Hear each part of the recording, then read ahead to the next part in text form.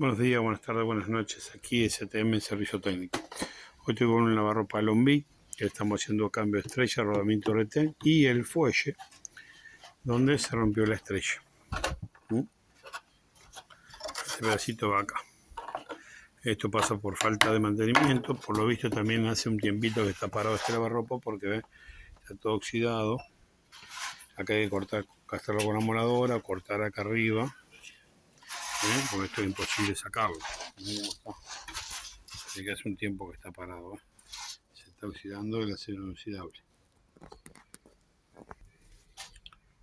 Y acá tenemos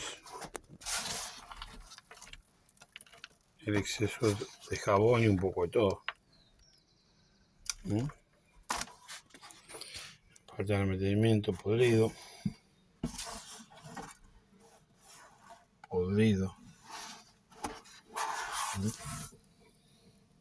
Dios mío.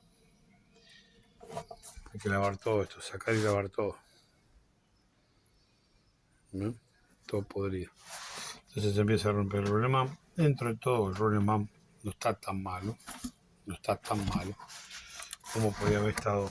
Y el fuelle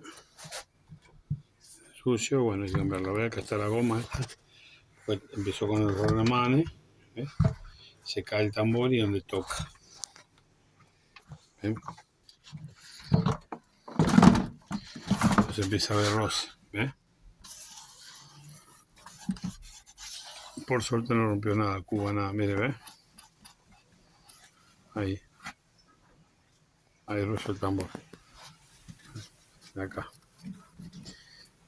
rozó el tambor. Acá rozó, ¿ves? Se lo gasta, ¿ves? Y después tenemos el dichoso humito. Esto es derretido de la fricción que ha hecho el tambor. Bueno, así que hay que cambiar estrella, rodamiento, retén y fuelle. Armar y que ande. Bueno, si te gustó el video, déjame me gusta, suscríbete o hazme algún comentario. Gracias.